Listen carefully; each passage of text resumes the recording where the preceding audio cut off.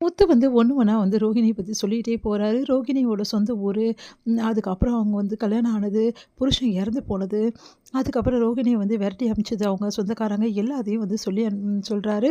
அத கேட்டு எல்லாம் அதிர்ச்சி அடையறாங்க. ஒண்ணுமே புரியல. என்னடா சொல்ற?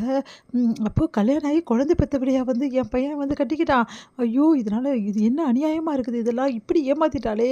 இவ பணக்காரி இல்லன்னு சொன்னா போனா போதுன்னு சொல்லிட்டு, இவ சொன்ன பொய்யெல்லாம் விட்டுட்டேனே! இப்ப பார்த்தீங்களாங்க, என்ன வேலை பண்ணியிருக்கான்னு சொல்லிட்டு, ஒரு குழந்தைய பெத்துட்டு இந்த மாரி பண்ணிட்டாளே! இவள என்ன பண்ணலாம்? அப்டி சொல்லிட்டு அடிக்க ஓடி வராங்க. உடனே எல்லாருமே வந்து தடுக்குறாங்க. அத்த அது வந்து ஆன்டி அப்டி சொன்னோனே, "வாய மூடு என்னலாம் ஆன்டின்னு கூப்பிடவே கூப்பிடாத" அப்டின்னு சொல்லிட்டு டென்ஷனா வராங்க. உடனே வந்து, "என்னம்மா நீ இப்டி பண்ணிட்ட?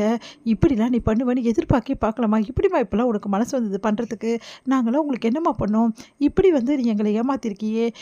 எங்கள ஏமாத்துனது ஒரு பக்கம்னா, உன்ன நம்பி வந்து உன் கூட குடும்பம் நடத்துற மனோஜ போய் ஏமாத்திருக்கியே! நீங்க பண்ணதெல்லாம் கொஞ்சம் கூட சரியில்ல. இந்த மாரி யாருமே இருக்க மாட்டாங்க இந்த உலகத்துல. இப்படி வந்து உங்களுக்கு எப்படி மனசு வந்தது? பார்த்தீங்கள்ல, எப்படி இருக்காங்கன்னு சொல்லிட்டு, வந்து நீங்கலாம் இப்படி இருக்கீங்க கேவலம். மீனா பார்த்தீங்கள்ல, யார்கிட்டயும் எதையும் மறைக்க மாட்டாங்க. அவங்க ஓப்பன் ஹார்ட்டு. ஆனா, அவங்கள மாதிரி ஒரு துளியாவது உங்களுக்கு இருக்கணும்னு தோணுச்சா? நீங்கலாம் ஒரு மனுஷங்களா? அப்படின்னு சொல்லிட்டு கேட்டுட்டே இருக்காங்க. எல்லாரும் தொடர்ந்து வந்து பேசிட்டே இருக்காங்க. உடனே நிறுத்துறீங்களா? அப்படின்னு சொல்லிட்டு ரோகிணி சொல்றாங்க. நீ சொல்றதுக்கு எதுவுமே இல்ல. அவ்வளோதான் உனக்கு அப்படின்னு சொல்லிட்டு வந்து நம்ம முத்து சொல்றாரு. எனக்கு சொல்றதுக்கு ஒரு விஷயம் இருக்கு. எல்லாரும் வந்து என்னையே சொல்றீங்க. நான் தான் தப்பு செஞ்சேன். ஆமா நான் தப்பு பண்ணேன் தான். நான் மறைச்சேன் தான். எல்லாம் செஞ்சேன் தான்.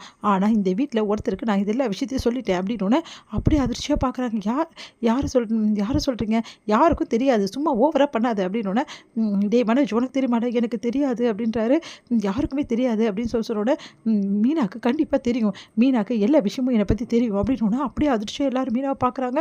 மீனா வந்து அது வந்து அப்படின்னு சொல்லிட்டு அழறாங்க. சொல்லு மீனா, இவ சொல்றதெல்லாம் உண்மை இல்லன்னு சொல்லு. இவ உன் மேல பழிய போட்டு பார்க்குறா. இல்லன்னு சொல்லு மீனா அப்படின்னோனே அழறாங்க மீனா. சொல்லு மீனா அப்படின்னோனே, இல்ல மாமா என்ன மன்னிச்சிடுங்க மாமா, ப்ளீஸ் மாமான்னு அழறாங்க. எல்லாருமே அதிர்ச்சியா பார்த்துட்டு இருக்காங்க. இவள பத்தின விஷயம் எனக்கு ஃபர்ஸ்ட்டெல்லாம் தெரியாது. நான் ஊருக்கு போயிருந்தேன்ல, அப்பதான் மாமா தெரியும். அதுவும் இவளும் அந்த கிறிஷும் வந்து இந்த மாரி இந்த உலகத்த விட்டு போயிடுவேன்னு சொல்லிட்டு என்ன மிரட்டுனா. அதனால தான் என்னால சொல்ல முடியாம போச்சு. என்ன மன்னிச்சிடுங்க மாமா. இத சொல்ல முடியாம இவ்ளோ நாள் நான் அவஸ்தைப்பட்டேன். என்ன மன்னிச்சிடுங்க. எல்லாரும் என்ன மன்னிச்சிடுங்க. அடி பாவி! இவ்ளோ வந்து பண்ணியிருக்கியா நீ? இவ கூட சேர்ந்து? உன்னெல்லாம் போய் நம்புனோம் பாரு வீட்ல. பாத்தியாடா உன் பொண்டாட்டிய? பாரு மீனாவ எப்படி இருக்கான்னு சொல்லிட்டு. எப்படி வந்து மறைச்சிருக்கா பார்த்தல்ல? இப்படி ஒரு துரோகத்த பண்ணியிருக்கா உனக்கு. இவ தான் இவ்ளோ பெரிய ஆளுன்னு பார்த்தா, இவளையும் சேர்த்து வச்சு இவ மறைச்சிருக்கா. எப்படிப்பட்ட ஆளு பாரு. யார நம்புறதே தெரியலையே! அப்படின்னு சொல்லிட்டு சொல்றாங்க விஜயா. உடனே வந்து முத்து செம்ம டென்ஷன் ஆயிறாரு. மீனா ஏன் இப்படி பண்ண? அப்படின்னு கேட்டோனே, என்ன மன்னிச்சிடுங்கங்க. எனக்கு வேற வழி தெரியலங்க. இவங்க வந்து அந்த கிறிஷ பார்த்தான். அதுக்காக வீட்டுக்கு இவ்ளோ பெரிய துரோகம் பண்ணுவியா? இந்த ரோகிணி தான் பயங்கரமான துரோகின்னு நெனச்சேன். ஆனா நீ நம்பிக்கை துரோகி. நீயும் சேர்ந்து தான் இதெல்லாம் பண்ணியிருக்க. என் மூஞ்சிலே முழிக்காத அப்படின்றாரு. அத கேட்டு வந்து மீனா அதிர்ச்சி அடைறாங்க. உடனே ரோகிணி வந்து தயவு செய்து எல்லாரும் என்ன மன்னிச்சிடுங்க அப்படின்றாங்க. உடனே வந்து மனோஜ் ப்ளீஸ் மனோஜ் ஏதாவது பேசு மனோஜ்ன்னு உன்கிட்ட பேசுறதுக்கு எதுவுமே இல்ல. இப்படி பண்ணிட்டியே! ச்சே உன் கல்யாணம் ஆகி ஒரு குழந்தைய பெத்துட்டு வந்து எதுவுமே சம்மந்தம் இல்லாத மாதிரி என் கூட குடும்பம் நடத்த உனக்கு எப்படி வந்து உடம்பு கூசல, மனசு கூசல, ச்சீ நீ எல்லாம் ஒரு மனுஷியா? அப்படின்னு கேட்குறாரு.